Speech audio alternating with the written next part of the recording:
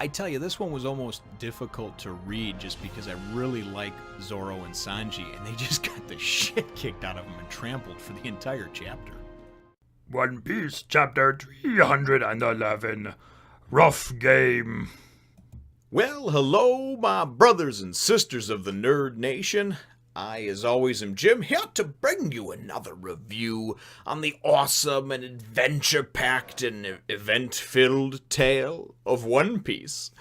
Our last chapter, of course, saw us with the Groggy Ring game, the second event, I guess you would say, being initiated, and really just kind of seeing Zoro and Sanji not working together, you know, as usual, working apart and both trying to prove that the other ones, well, that their own dick is bigger than the other ones. And it's a little bit frustrating to see because it carries on over into this chapter. That's where things left off, of course, and that's where things pick up in this chapter. And actually, two of the smaller guys, Hamburg and Pickles, wound up getting knocked out by them, at least temporarily. So for the first portion of this chapter, and again, I mean, it's a fun, lighthearted, comedic type of arc so far. Certainly trying not to take it too seriously, but nonetheless, though, it's frustrating when you see some of your favorite characters getting their asses whipped around all over the place. So kind of, I guess, the theme of this one would also be not only just Sanji and Zoro not working, but also just that the Foxy pirates are a bunch of cheating bastards. I mean, that's ultimately really what it is. They're a bunch of cheating bastards. They've got their own ref.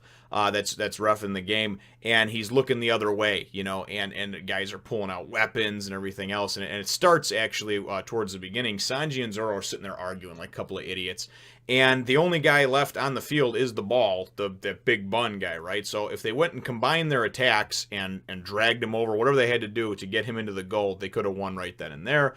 But instead, they're bickering because that's just more fun for these two. But so Big Bun goes and starts going and starts stomping towards them, right? And he's got these giant spikes on his shoes. And remember, the guy's like a half giant anyway, so he's already like 40 feet tall, you know? So he's trying to stomp down on these things. And they're asking over on the side, you know, and I think it was Nami that was asking. She's like, is that even legal, you know, to have weapons?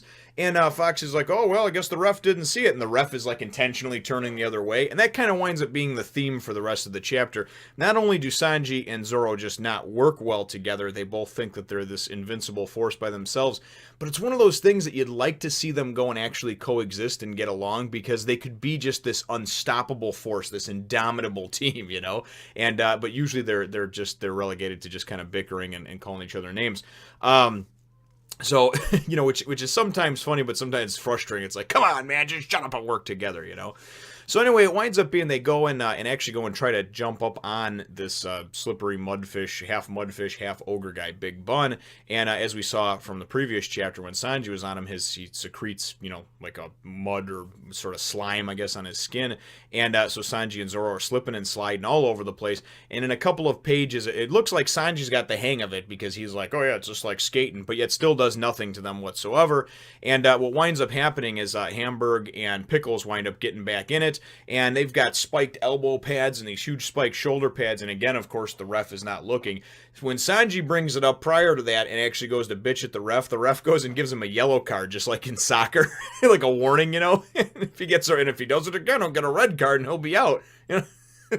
Anyway, it's just so asinine the way that it's set up, because at least if it was a semi-fair game, I guess then you could say, okay, whatever, they're losing fair and square because they're not getting along. But it's a completely unfair game. It's completely, you know, the odds are completely tipped in obviously Foxy and his pirates, you know, favor. And clearly that's how they wind up winning these you know, different crewmates and whatnot is basically by just cheating, just blind cheating, you know.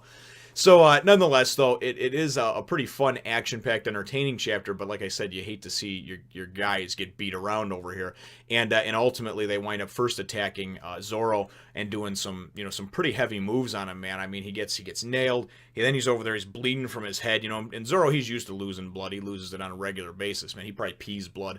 But anyway, he just goes and goes to get up, and then he just gets jacked up, you know. They did a move where Big Bun threw Hamburg or Pickles or what have you into the air, and then he smashed down on him.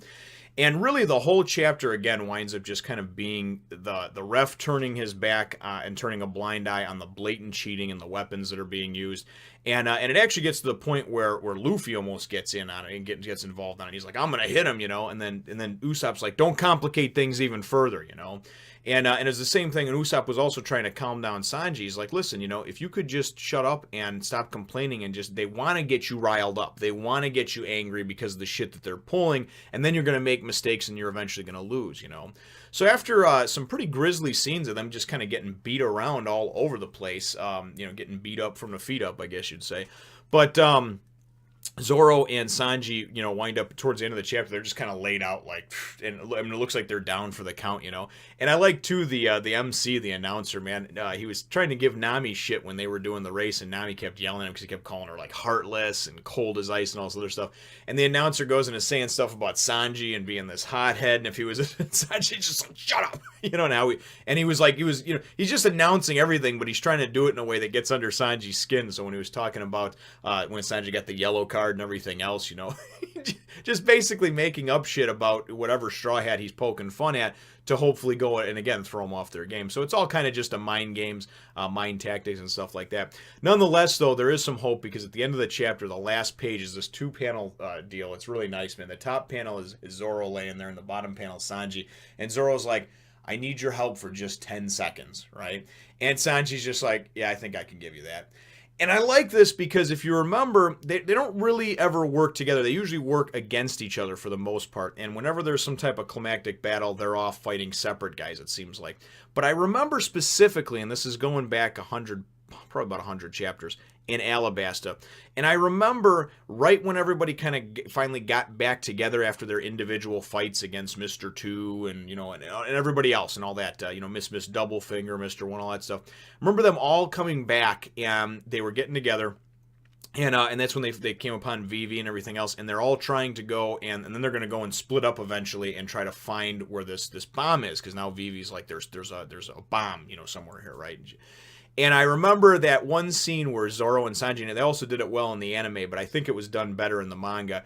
And actually, it was Zoro and Sanji, a bunch of guys came upon a bunch of the Baroque Works agents, you know, and they were going to, of course, take out Princess Vivi, right? And they kind of looked at each other, and they know that they're strapped for time and everything like that. And they're like, and I think they said something to the effect of, let's take these guys out, like, let's work together or whatever, you know? And then he's like, yeah, whatever, it'll take us 3 seconds or 2 seconds, something like that. And then the next panel you go and you see there's just like 30, 40 guys just laying there, you know? And they actually went and worked together for just a few seconds and wound up taking out a number of guys. Now, I don't remember another one since then where they actually collaborated and worked with each other, except for when they built the fire together, the huge pyre-type fire that they built up, you know, right before the shit went down when they were in Upper Yard and Skypiea.